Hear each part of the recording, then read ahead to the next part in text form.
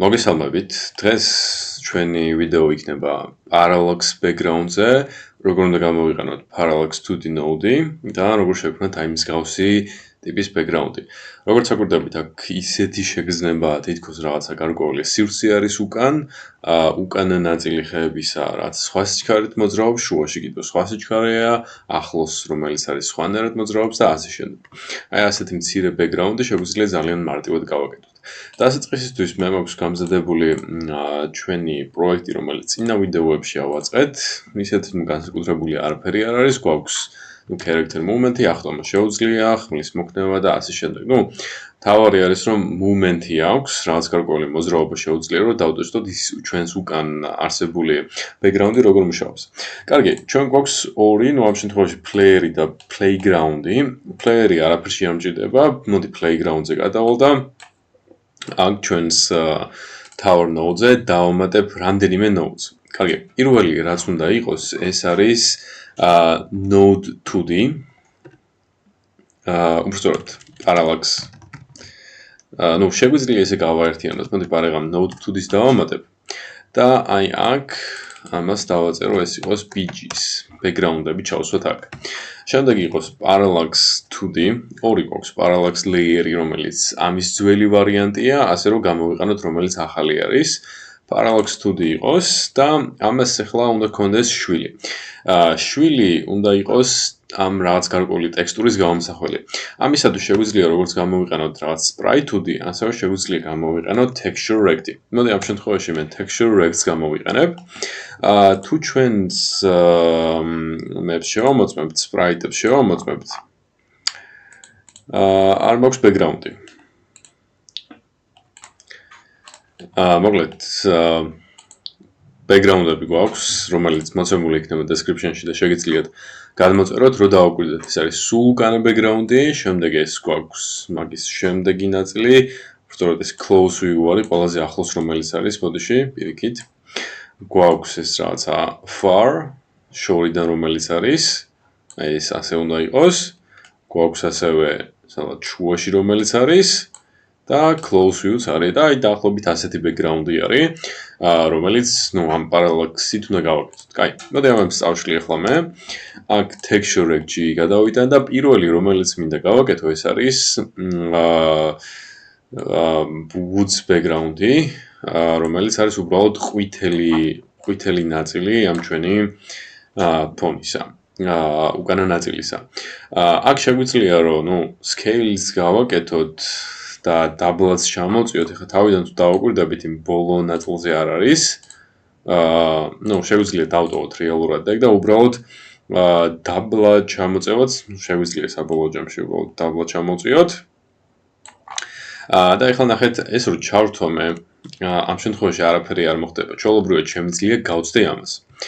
ეხლა ჩვენ თუ ეგეთ რაღაცას გავაკეთებთ, რომ აი ნახეთ, თუ გავხსნი ამ ჩვენ ფოტოს, აქ აწერია, რომ ეს არის 480/272-ზე. ანუ ვიცი და height-ი არის ეს. ვიცი არის 480. ამ ჩვენ Parallax 2D-ს repeat-ში თუ შევალთ და აი repeat size-ში, ჩვენ ხო x-ის შეცვლა გვჭირდება. თუ დავუწერთ დამოვიწყაიგრება. 480.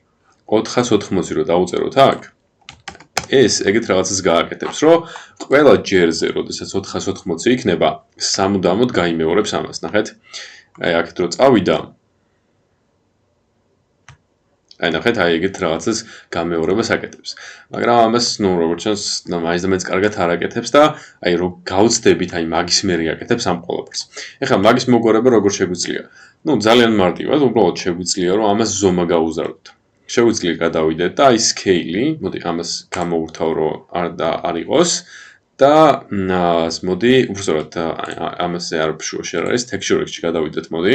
გადავიდეთ layout-ში. გადავიდეთ transform-ში და transform-ში ზომა ორჯერ გავუზარდოთ. და ეხლა შევამოწმოთ, აბა, მოდი ეხლა აი ამასაც გავზრდი, რომ კარგად დავინახოთ ყველაფერი, რომ ნამდვილად მუშაობს. და ეხლა ეგეთ რაღაცას გააკეთებს, რომ ამის ზომა ხომ არის 480-ის ნამრავლი 2-ზე. თუმცა აი 480-ს რომ მივახლოვდება, აქ პარალაქსი ხო 480-ზე გვაქვს გაკეთებული. 480-ს რომ მივახლოვდება, აი ამ ადგილზე რომ მივა, აი მაგის მერე დაამატებს კიდევ ერთს. წინა შემთხვევაში, როდესაც ამის სკეილი აი აქამდე იყო, 480-ს რო გაცდებოდა, აი მაგის მერე ამატებდა, ხო? მოდი შევამოწმოთ აბა. წავიდა. და აი უსასრულოდ შეგვიძლია რეალურად. აი შევხედოთ.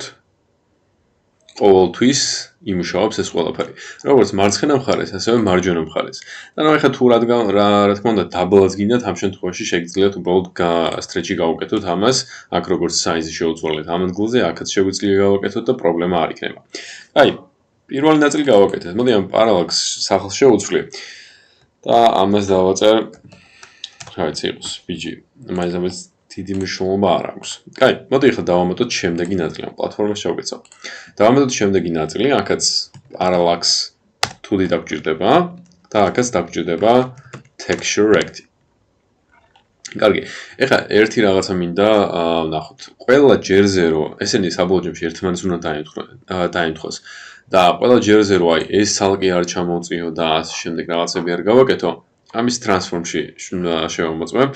ეს მაქვს ხო ჩამოწეული. აი ამის positions და დავარესეთებ და აი მაგას კი არ შევუცვლი საბოლოო ჯამში positions შევუცვლი აი ამას. ამაზე როგორც მახსოვთ 280 იყო დაახლოებით და აი მაგას შევუცვლი და საბოლოო ჯამში ესეც ნახე ამის დასაწყისიც მანდედან არის. აი მეორეს დასაწყისიც მანდედან არის. ასე რომ პრობლემა არ არის. კაი, მეორე ნაწილი რაც არის, ეს არის უკვე woods far რომელიც არის. აი ეს შევსვათ მოდი.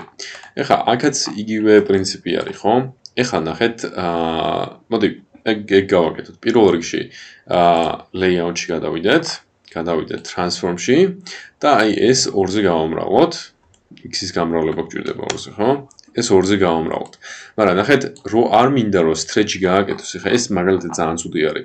აი მაგალითად 3-ზე რო გავამრავლოთ, ეს აი კიდევ უარესი იქნება. ასე რომ რაღაცნაირად მჭირდება რომ ეგ პრობლემა გადავჭრა. მაგ პრობლემის გადაჭრა ძალიან მარტივად შემიძლია. ნახეთ, expand mode keep size აქვს, stretch mode აქვს scale. Scale არ მჭირდება, მე მინდა რომ tile იყოს. და ეხლა თუ დავაკვირდებით, ნახეთ, აი ბევრად უფრო დიდი განსხვავება არის აი ამასა. აი აქ ეთყობა რომ ნამდვილად გაწერილი არის და აი ეს კუთხეები გამოჩნდა კიდევაც რომ რაღაც pixel art-ი არის. შემიძლია რომ tile-ად დავაკენო და ეგ პრობლემა აქ აღარ მექნება არანაირად. კაი ბატონო, ეს ნაწილიც გავაკეთეთ. ეხლა მოდი parallax-ში გადავიდეთ და parallax-შიც მივცეთ repeat size-ი და მოდი ეს იყოს აი ამის ზომა 592 არის. 592 ჩავწეროთ და შევამოწმოთ ესეც. ნახეთ ეს საერთოდ უფრო დიდი გახდა საბოლოო ჯამში. მაგრამ ნუ ხომ მოდი შევამოწმოთ, ეგეც პრობლემა არ არის. აი თუ გინდათ აი ამაზე icons დავამატებ, აი ამ ადგილზე რომ ნამდვილად ვიცოდეთ რომ იმუშავა. წავიდეთ.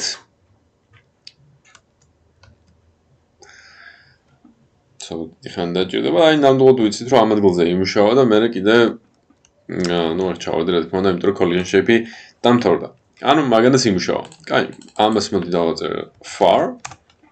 მოდი იგივეს დუპლიკატს გავაკეთებ და ამას უბრალოდ texture შევუცვლით ეს იყოს, მოდი mid-ზე. აქაც tile იყოს, ამის ზომა ვნახოთ და 592-ია, ასე რომ მოდი ამას mid რომელიც არის repeat-ი იგივე არის და არაფერს შეამჭირდება საერთოდ. აი layout-ში, transform-ში შემიძლია რომ, ნუ იგივე შემიძლია რეალურად დავტოვო. მესამე გავაკეთო და მოდი ეს იყოს close view და ამ ტექსტურას შევუცვლი და აქ იქნება close. ამასაც შევამოწმებ ზომა რამდენია და ამას აქ 592-ია, ასე რომ აი აქ ამის შეცვლა არ დამჭირდება და აქაც არ დამჭირდება ამ ყველაფრის შეცვლა. და აი საბოლოო ჯამში აი ეგეთი რაღაცა მივიღეთ. მოდი ახლა შევამოწმოთ. ეხლა ერთი რაღაცა დარჩა, ნახეთ, ძალიან სტატიკური არის ეს საბოლოო ჯამში.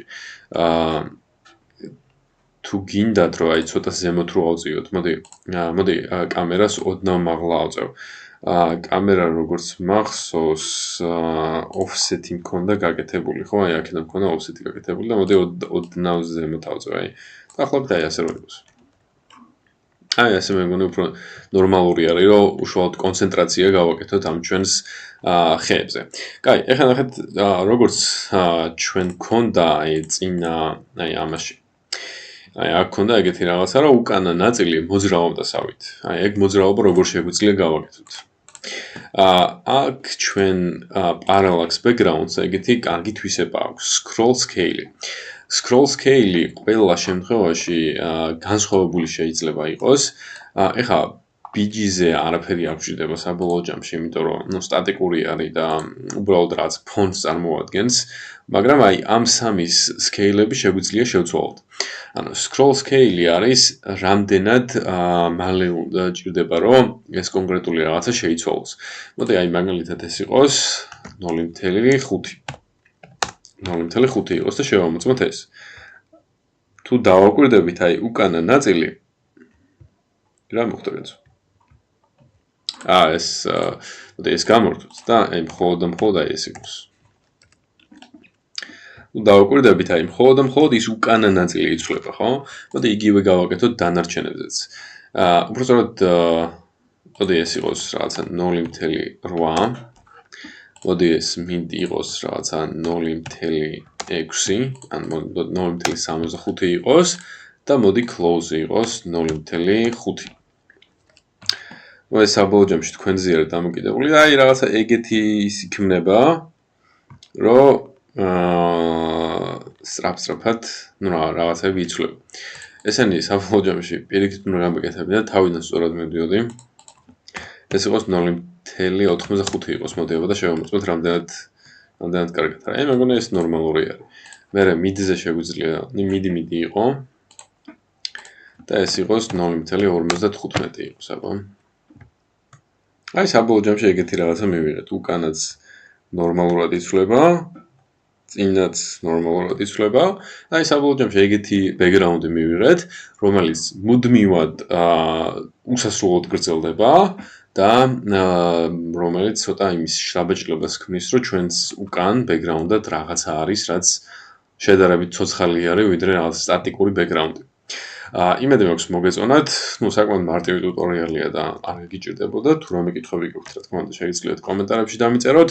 ну მიუხედავად იმისა, რომ აქ დასაწყისში ცოტა ესეთი რაღაცები ჩანს, მაგრამ იგულისხმება, რომ აქ რაღაცა გარკვეული მიწა იქნება და შესაბამისად ეს გადაფარავს და ну შემდეგ ვიდეოებში ამ ჩვენს Godot-ის icon-საც გავაქრობ და tile maps გამოვიყენებთ მაგისთვის. დღეისათვის სულ ეს არის, გისურვებთ სასიამოვნო საღამოს.